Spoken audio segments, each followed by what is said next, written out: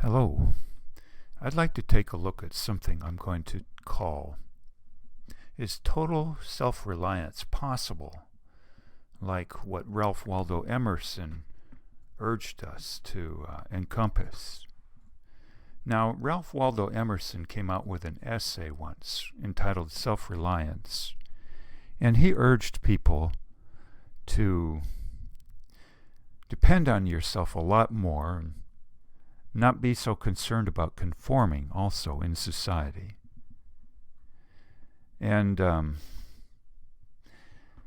there's also been, throughout the eons, I would say, a fear in mankind against being excommunicated from the tribe, so to speak.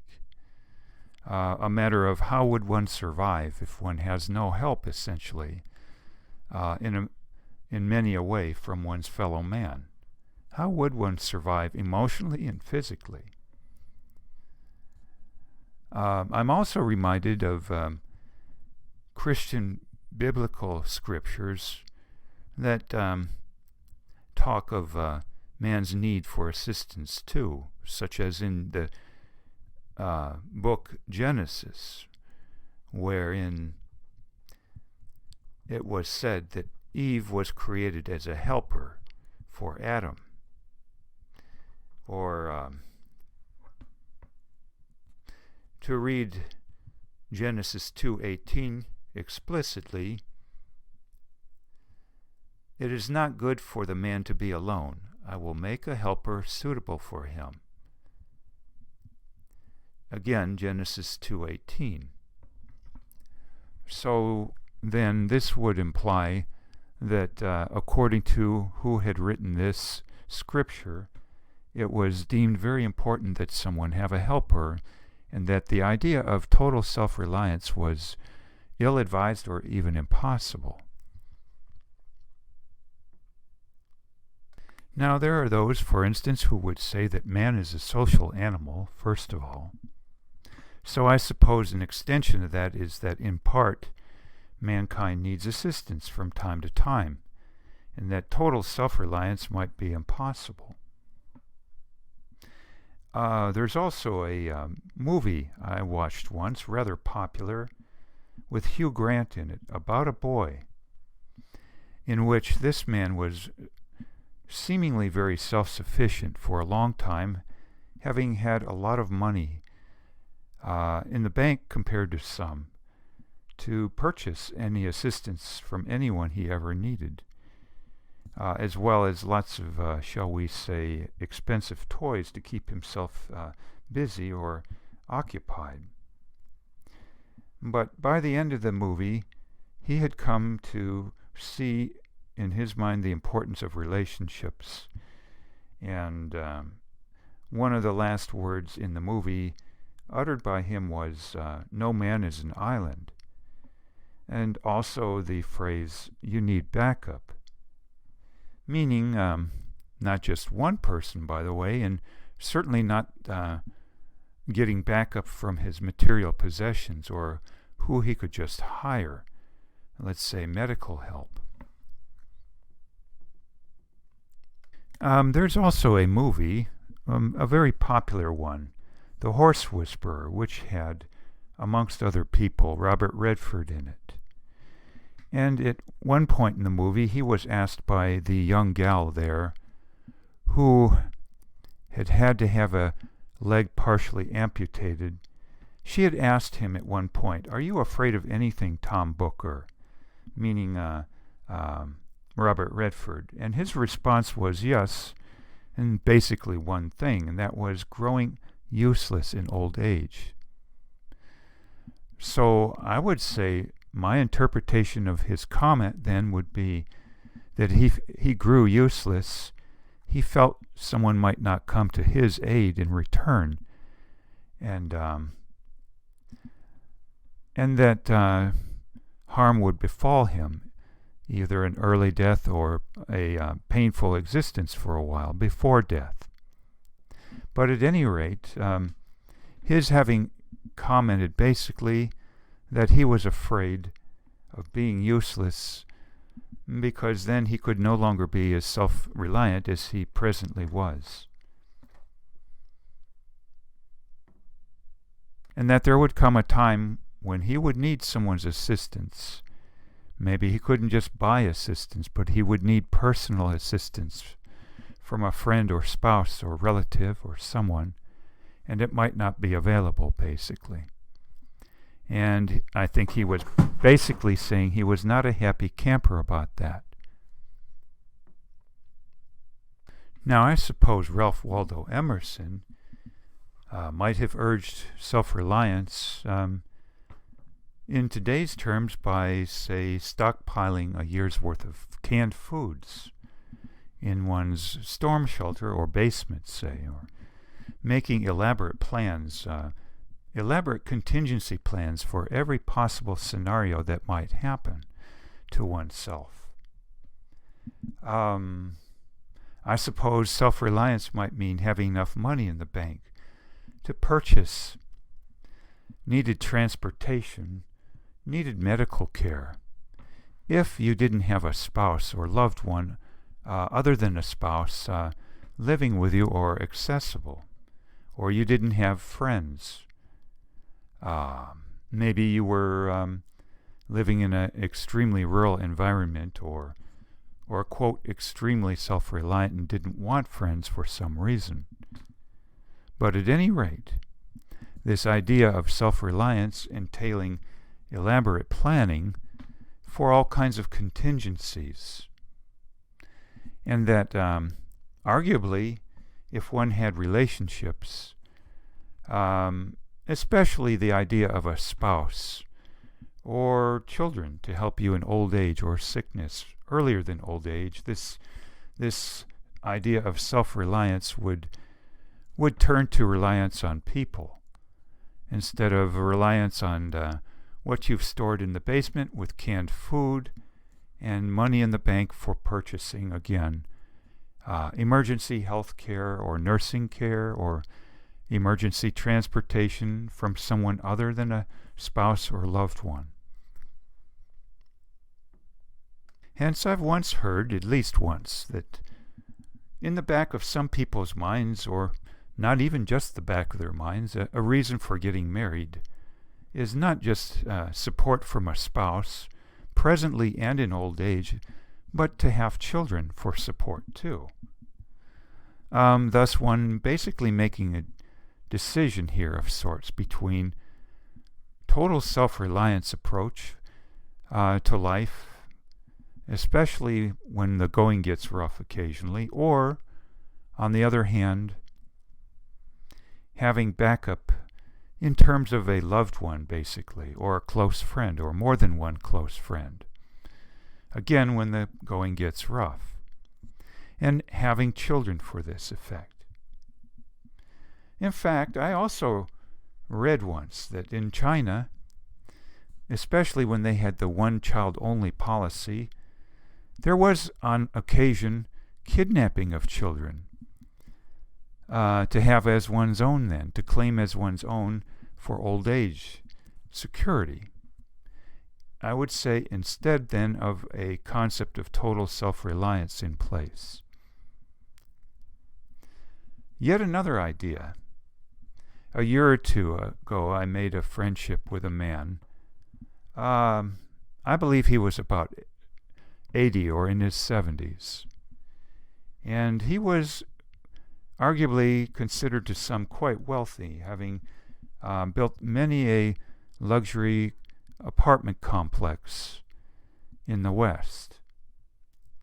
And his comment on marriage, his second marriage, was that marriage is a business relationship.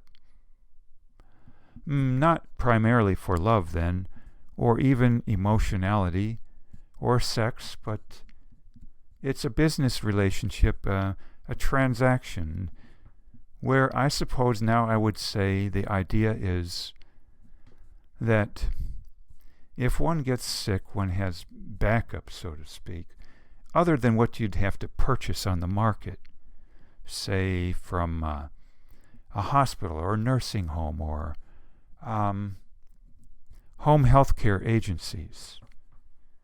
You could say in essence that the quality of care from a spouse or loved one or good friend would be far more reliable and of better quality than what you can purchase from a rather disinterested party. And that's the whole idea then, that you would want someone more empathetic helping you when you're sick, say, or even if you needed transportation, whereby you don't know who drives you. I'm reminded, for instance, of staying once in a county nearby at an Airbnb, and I was told there are no Uber and no Lyft transportation services available in that county. I was told that by a taxi cab driver with an established service.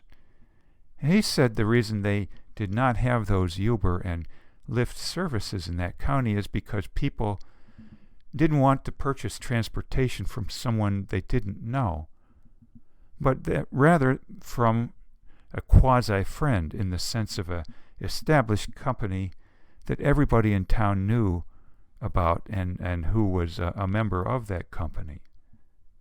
So then I'd say the same would go perhaps toward this whole concept of relying on people when the going gets rough instead of trying to hire help. That close relatives or spouses and even children would be like this example of the taxi cab situation, where the level of care in terms of empathy and honesty and so on would be much better from a loved one than what you could typically hire. So, to digress just a minute, I would say the problem in my mind with Ralph Waldo Emerson's total urging of self-reliance is not just that it's incorrect to say you can live life without emotional support, or sometimes some would say sexual support, if you will. But also, what about just plain practicalities when you get sick or injured occasionally? What was Ralph Waldo Emerson's solution, say, in terms of self-reliance if he got a bacterial or viral infection, say a cold or bronchitis? Maybe in his day and age, people had more robust health. But, or maybe too, they exercised more and ate little or no junk food and less sugar. Yes, I know people back then, 100, 200 years ago, exercised much more, and their work also was much more labor-intensive, which then you might say enhanced their self-immune system, and that they came down with less colds and bronchitis. But of course that might not have always been the case, I don't know.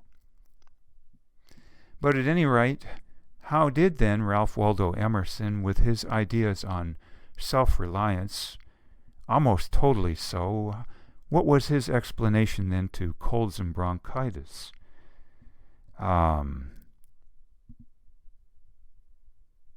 If you didn't have a relative or a spouse or children to aid you in terms of cooking you chicken noodle soup and helping you pay the bills when you're in bed, or helping you with transportation when you're too sick to drive yourself, or same if you have a broken bone, well then what was his explanation as to how to get by in life?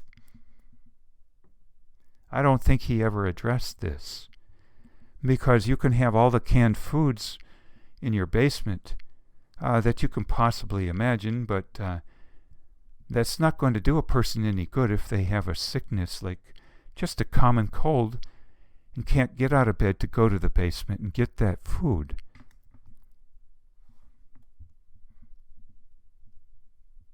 Now, I suppose then that I would say our society has seen quite a shift in how we handle life, if we're not going to say we want to be totally self-reliant, whereby we once depended then, especially in old age or in times of sickness, like from a cold or bronchitis even, or again, a broken bone as an example, injury of any sort. We once relied heavily upon family, to include especially a spouse and children. In case in point, the Amish, who once had large numbers of children, and it basically being guaranteed that at least one of those children, or several, would help the parents in their old age. But today, there are far fewer children per family, maybe 2 children per family instead of many more. And divorce now is far more common and little stigmatized in the present day and age as compared to 30, 40 years, 50 years ago. And next, what about church as a support? You might say if one weren't even married and had no children, maybe they could turn to church members, friends there, who might feel compassion being urged as part of spirituality, no matter the religion. But some would say, too, religion is dying. They would say it's not scientific and unprovable in general. They would ridicule, in fact, the concept of an afterlife, some. And I'm not going to comment myself one way or the other on this. But at any rate, finally, the idea of even community becoming less and less. All of this, by the way, talked about by Robert Putnam in the book he wrote years ago, Bowling Alone. And I would just have to leave it at that, not go into an explanation. Even to the point now where in France, the famed bistros, where people would go, say, for lunch to socialize and other, is going by the wayside now. More and more people brown bagging their lunches at the office, instead of taking the time and expense to go to bistros and socialize. So, with all of this, and given that self-reliance is basically a theoretical impossibility if one's sick or injured, especially, what are people turning to then for instances of sickness and injury? If they don't want to adopt this idea of total self-reliance.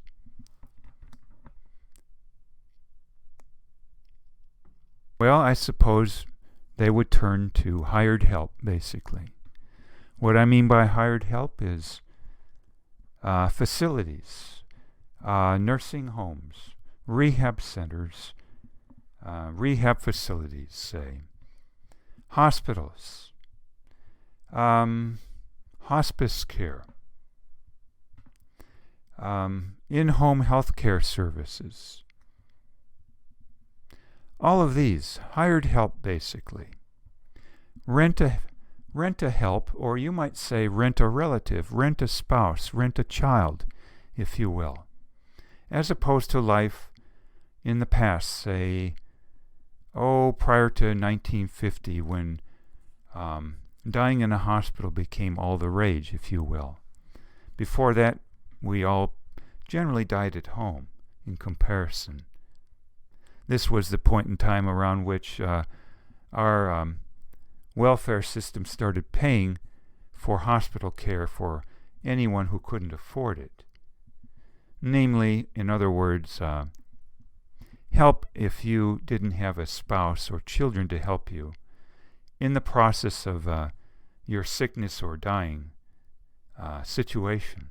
And two, the old age home, so to speak, or nursing home, then taking care of issues like cooking, transportation, handling your paperwork, your tax forms, everything, if you didn't have, again, a spouse or children to help you. And you didn't have the money to bring someone into the home, so to speak, and do this for you on a hired basis, per case basis. So, I don't want to digress again, but I come across notes here of a couple phrases I'd like to bring up.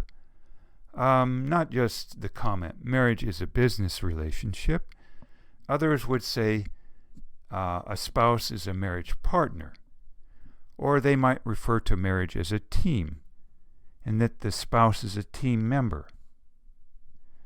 Or you might say a spouse or child, especially when you're sick or in old age, is covering your back, especially when needed, so to speak. You might say, again, like Hugh Grant said, you have backup, and that no man is an island. And so, this then, the driving force, I believe, behind the term that people want security, more almost than anything else, more than love, I would say, these days. For consider that the quality of the help you would get if you had to hire is, in my estimation, largely dependent on how much money you have to offer for this. It being a scarce resource to find someone on a paid basis especially who will provide help but with high empathy, let alone technical competence, but high empathy not growing on trees. And you would have to pay, quote, big bucks to get the best empathetic workers out there on the market. They're in short supply, very short supply. So then, facing old age, Bill Gates already has his bases covered, I'm sure, as to who he will have to help him if he has a period of time where he is, so to speak, laid up for his last few years. He already has mapped out, I'm sure, who to hire, who is not only the most technically competent medically, but the most empathetic too. You certainly don't want a, quote, nurse or doctor helping you who has a, quote, attitude problem. In other words, someone not empathetic. They're just there for the money and that's it. And to say that every doctor, every nurse, everyone in a nursing home has high empathy, I think that would have to be checked out for oneself. And one might be quite surprised if one has that assumption. This then is why nursing homes are rated by the government and other agencies on a 1 to 5 star rating basis.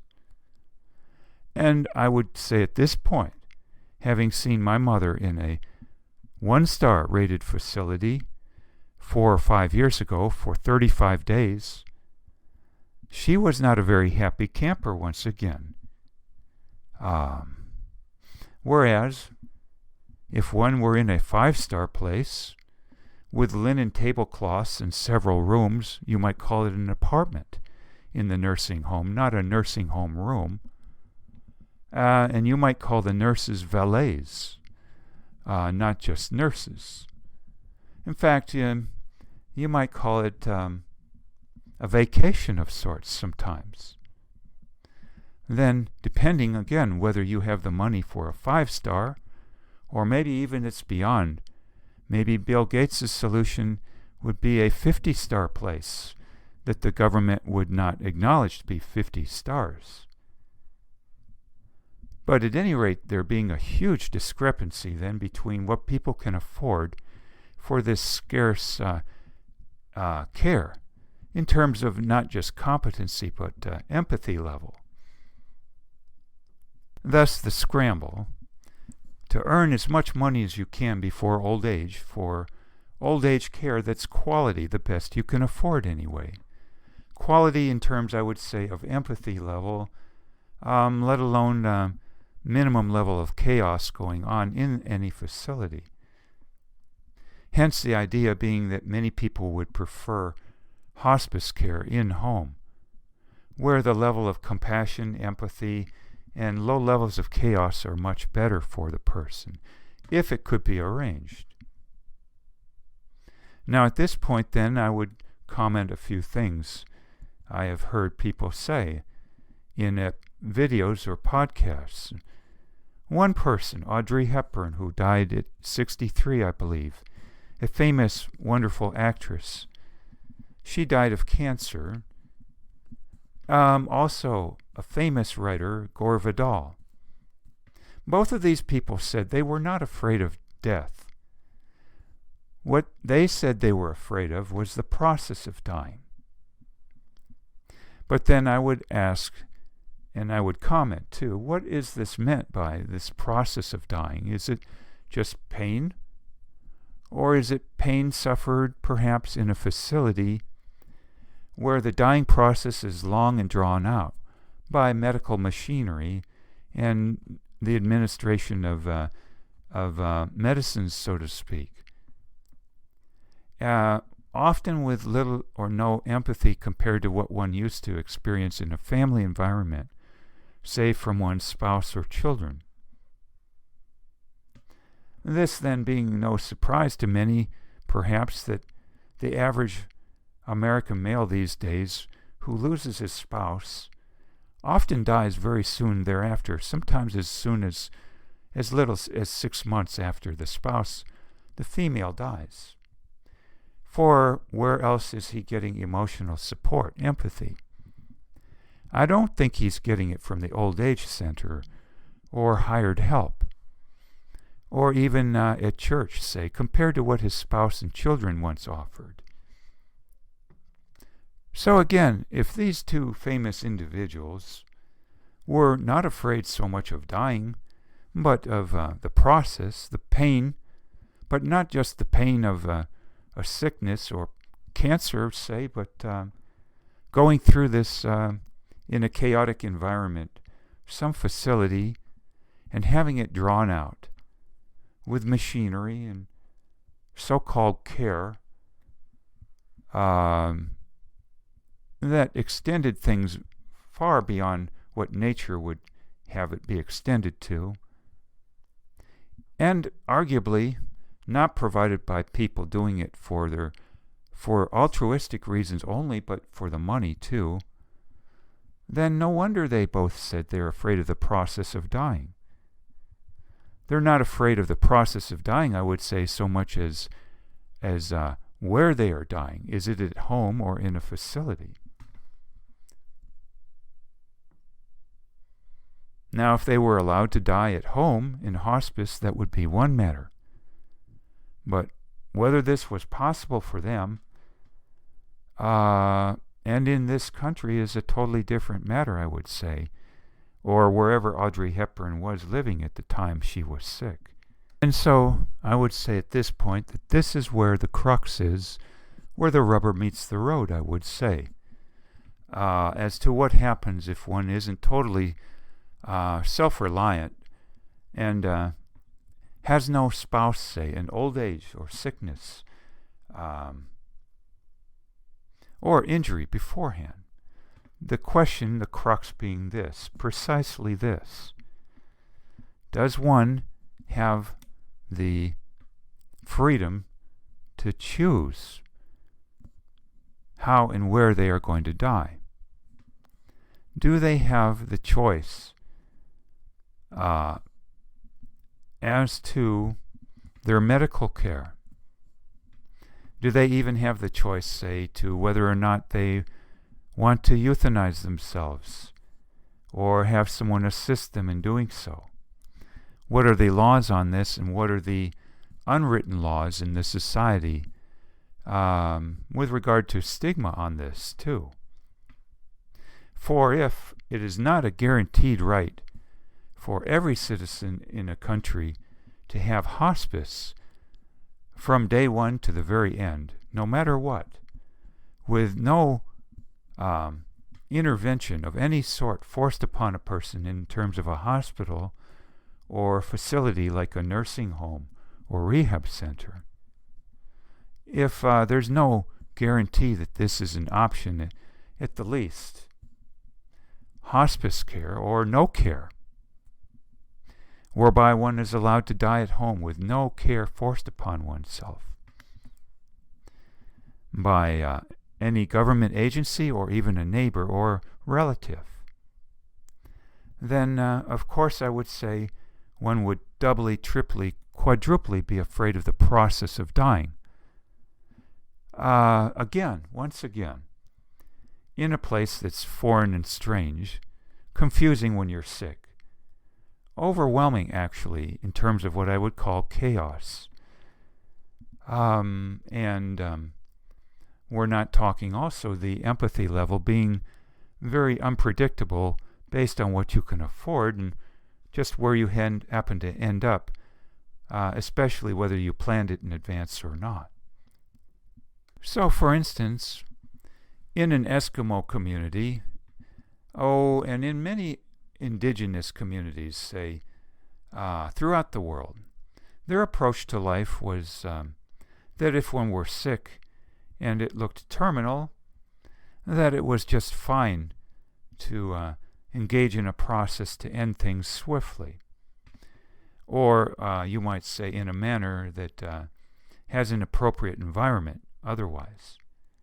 Thus, the Eskimos would put their sick ones sometimes on an iceberg and float them out to sea, where they would essentially be euthanized in a few hours by the extreme cold. Or what about a situation brought up by Christopher Ryan in the book Civilized to Death that he wrote, where he commented at one point that the Aborigines of some country or countries would simply go to the forest and die, say of the elements and starvation if they were terminally ill, say, or injured beyond healing. Again, these being options in those societies, so to speak, or sub-societies, but these were not options guaranteed, I'd say, to Audrey Hepburn or Gore Vidal, the writer. So with that hanging over one's head, not having the option as to how one's going to suffer in the end days, if at all, then of course this would cause a lot of anxiety, wouldn't it? Case in point, I would say, humorously or not, that in the movie The Bucket List with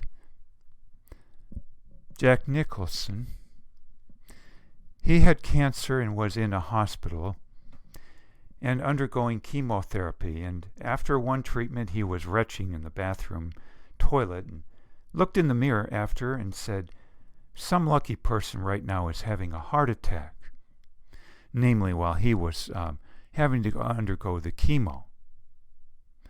But my question is then, how many people in our society or similar societies might not even want to have the chemo, but it was forced upon them, either by a government agency that said it was for their best welfare, or by societal standards that said that euthanasia of oneself or by a loved one assisting was either illegal or it was stigmatized, deemed, say, selfish, or termed suicide, say. Again, if we're not talking, though, suffering with cancer in a facility, being given forced chemotherapy, if one didn't want it, well, what about other situations, just like declining health or something? Again, what is the level of care one is getting? For instance, I once had a relative I visited when I was a teenager in Detroit, and he had been in a nursing home in the inner city for more than 6 years with a feeding tube in his stomach. And he used to complain bitterly about the treatment from nurses. And of course, a feeding tube in your stomach for 6 years laid up in a bed would not be much fun either. And you can bet he would have loved to pull that tube out and die, but they would have tied him down in an instant. They probably had done this before, in fact. So again, he had no choice of the matter. Or what about my great-grandmother, say, who at the end of her life was forced to go to a nursing home again, and the place there was so full of patients that she did not even get qualified to have a room and had to be kept in a hallway. So, once again, with all of this going on, who these days in certain countries like ours can feel very comfortable unless they have at least $1 million in the bank, say, and fabulous old age insurance for a 5-star or 20-star facility. There, of course, not being such a thing on the books as a 20-star facility, but if you're a billionaire, you may be able to afford a 200 or 500-star nursing home. In fact, I would say the 1,000-star nursing homes are those that the very wealthy have built into their own homes, their palaces, so to speak, where they handpick their doctors and nurses and everyone concerned, drivers, everybody. That is their nursing home. That's their 1,000-star nursing home. For everybody else, isn't it kind of a crapshoot then? Are all scrambling for as much money for a nest egg as possible and the best health care insurance possible to get the best end of care possible that is arguably forced on us, in this country at least. And that then is, I say, the other end of the spectrum if one is not engaging in self-reliance. And a massive difference between Ralph Waldo Emerson's age and ours, wherein in Ralph Waldo Emerson's age, he had the right to die, say, at home from being self-reliant, having no spouse, no children, no nobody to help. But today, arguably, I would say, in certain countries, we don't have a right to self-reliance anymore if we get very sick or injured. That this right to self-reliance is taken away, in fact. And for those who want it, it isn't even available. Now, there would be some stubborn individuals. I'm trying to remember which state it is. New Hampshire, perhaps, that has a license plate that says, live free or die. Maybe espousing this kind of concept. Live free in terms of where one gets to live, so to speak. Does one get to live at home in old age? Or if chronically injured, say, or having a chronic medical condition that's very painful, does one have the right to self-reliance and an early, arguably, death compared to a facility situation? Or is this taken away? And furthermore, does one have the right not just to die at home, but to have someone help this happen? Call it self euthanasia versus suicide, or matters of assisted euthanasia, and stigmas involved in society once again. Now, I would wrap this up by saying that this is not all just conjured, all these ideas from my imagination or reading, but from personal experience. I am 60 now at this age and have been a caregiver for many years.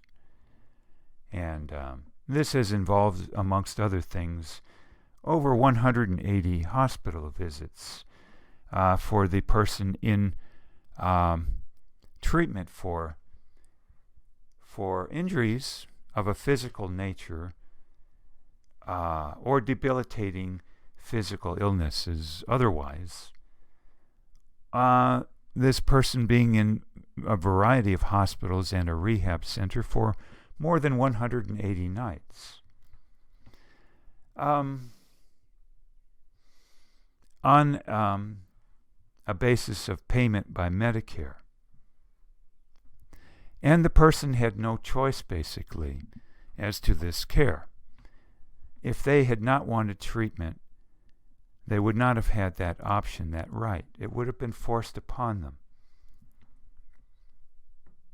I would also say that I once worked in the healthcare industry myself, including work in a Alzheimer's hospital. And so I could say, from my vantage point, I saw that care for people with Alzheimer's was forced upon them. They had no choice of the matter. And again, the quality of care dependent entirely upon how much money that person or the family or insurance plans had available. And there's the rub then, to say that all quality is equal across the spectrum simply because the workers in the field are called caring professionals would be a bit of a mistake, I would say, at best. For even the government and other agencies, again, recognize a rating system of old age homes, say, or nursing homes on a 1 to 5 star basis. But I would say this is a huge misnomer, that really the rating scale, it would be too embarrassing, first of all, to say, but the rating scale should be from 1 star to 1,000 star. And most people only being able to afford, say, a 5-star facility at best. But arguably what they might need and wish they could have had once they enter such a facility is a 20-star facility at a minimum, or a 500-star facility. And barring that, they wish perhaps they had never entered the place at all. So, again, a lot of thoughts. And thus the word, I would say, people wanting security and pursuing security over love even, meaning, in my book these days, security in terms of controlling your living location when you're sick or laid up, especially if this is forced upon a person. Thus, one wanting security to decide where one is at all times, the freedom of where one lives, basically, and where one dies. This is what I believe is meant by security, and why so many thus feel marriage to be very important in old age, because the care they are getting from a spouse is arguably far more predictable, at least, than what you would get if you hired care or had it forced upon you. These are sobering thoughts, and I have no real answers of a specific nature, and those answers I have come to on my own, I would just say would have to either be discussed at a future time or are personal. But at any rate, then, I would say it's possible even that some people emigrate to other countries in their older age, in part because not all countries have government officials and even neighbors that take it into their own hands to decide what is best for you when you are sick and laid up and need help, so to speak, let alone to matters of euthanasia. This then being a factor, I would say, in why some people emigrate away from America and perhaps a few other countries that are so wealthy in certain ways that this forced care can be justified on the basis of it being paid for by a welfare system, and then the person not being able to die at home, so to speak, by whatever means, because it is argued that cost is no problem in terms of where one dies. Again, sobering thoughts, but maybe it will cause some discussion amongst some, or clarify thinking at any rate in those who are listening, and I wish you well with these matters and life in general.